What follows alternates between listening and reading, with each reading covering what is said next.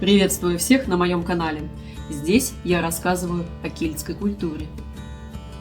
После празднования Рождества на следующий день, 26 декабря, обычно отмечается День Святого Стефана. Но в народной кельтской традиции этот день совпадает с так называемым Wren's Day – Днем птички крапивника, с куда более древними, дохристианскими корнями. День крапивника на ирландском «La Angelin» – это древний народный зимний обычай. Wren с английского «крапивник», король птиц и хранитель солнцестояния в древней кельтской мифологии. Титул короля птиц крапивник получил благодаря своему уму, находчивости и хитрости. Согласно легенде, птицы однажды решили посоревноваться, кто из них взлетит выше. Казалось бы, орел – сильная птица с мощными крыльями должен был победить. Но не тут-то было. Когда орел взлетел выше всех других птиц, он начал очень сильно уставать. А маленький крапивник, который, как оказалось, прятался на спине у орла, начал взлетать еще выше. И таким образом победил. Крапивник в этой легенде ассоциируется с торжеством ума над силой. Кельты очень почитали крапивника, особенно в период зимнего солнцестояния. Эта птичка считалась символом уходящего года, была маленьким воплощением старого солнца, потому что ее песни приносят свет, радость и надежду в мрачные дни зимы.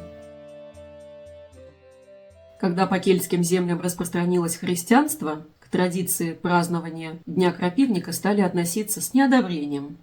Сам крапивник, некогда считавшийся символом мудрости и обновления, стал гораздо более мрачным персонажем, который в одной из поздних легенд даже изображался предателем. Крапивник, согласно легенде, своим пением выдал святого Стефана, который прятался от врагов. И в итоге мученик Стефан был убит. Эта история превратила крапивника из священной птицы в символ предательства. Вот этот самый сдвиг и положил начало довольно жестокой традиции охоты на крапивника, которая проводилась ежегодно на День Святого Стефана.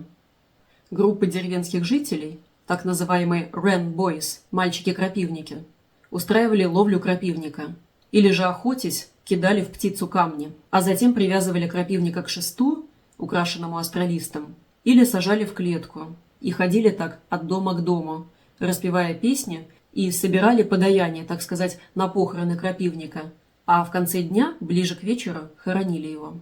К крапивнику в данном случае относились как к козлу отпущения за трудности уходящего года.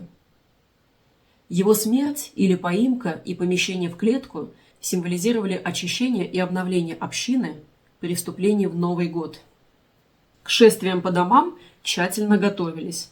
Мальчики-крапивники одевали соломенные маски, соломенные шапки, различные лохмотья, тряпки и цветные ленты, и ходили так от дома к дому, танцевали и пели, и устраивали шумные процессии. Это был обряд перехода от старого года к новому и изгнания неудачи и тьмы зимы. Ирландские традиции Wren's Day очень похожи на русские традиции святочных обходов ряженых. Это разные культурные формы одного и того же древнего обряда, когда через переодевание, шум и веселье люди стремились повлиять на судьбу Нового года. Во многих регионах Ирландии на День крапивника можно было увидеть процессию ряженых с лошадкой hobby horse. Это фигурка, вырезанная из дерева и обтянутая тканью. Почему лошадка? В Древней Ирландии лошадь считалась очень ценным животным. Согласно легендам, сам кельтский бог Лук, один из центральных богов кельтской мифологии, покровитель света, привез лошадей в Ирландию. Хобби-хорс – не путать с видом спорта хобби-хорсинг. В данном случае их связывает только старое европейское название. Хобби-хорс, то есть игрушечная лошадка. Так вот, хобби-хорс связано с аграрными ритуалами, потому что образ коня символизировал у кельтов плодородие и жизненную силу. Куклу-лошадку водили по деревне как магического посредника, который шумом, движением, вторжением в пространство и активным взаимодействием с людьми вокруг него как бы пробуждал землю для урожая в новом году. Это очень похоже на традицию лошадиного черепа Мари Люит у валлийцев, где человек несет и управляет лошадиным черепом, закрепленным на шесте и накрытым тканью, так что создается образ некого живого существа, которое топает, брыкается и пытается как бы напугать людей своими резкими движениями и щелканьем челюстями.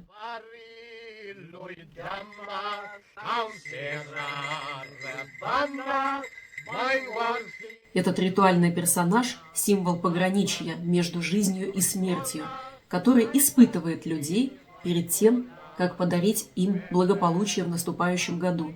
В традиции славянских святок, кстати, разыгрывается сцена с козой, похожее явление.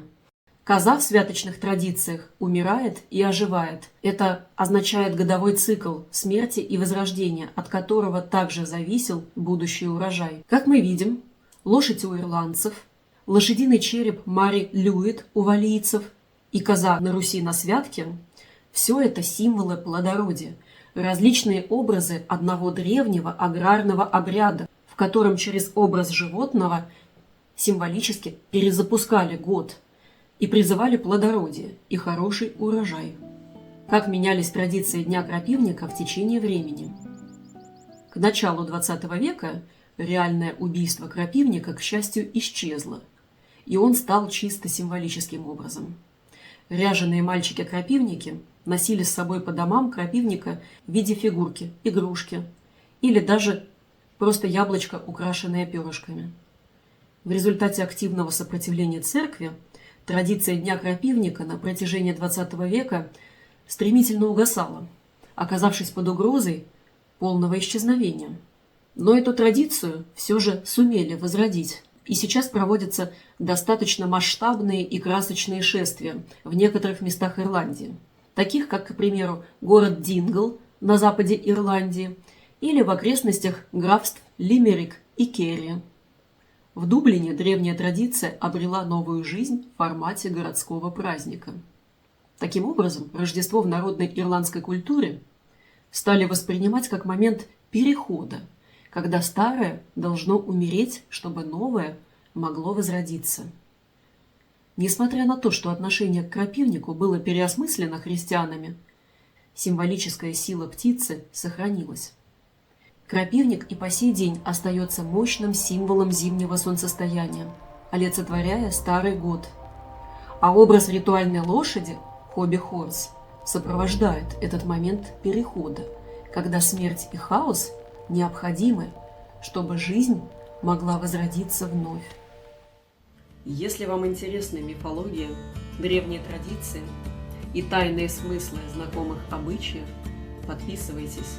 Дальше будет еще много интересных историй. До новых встреч!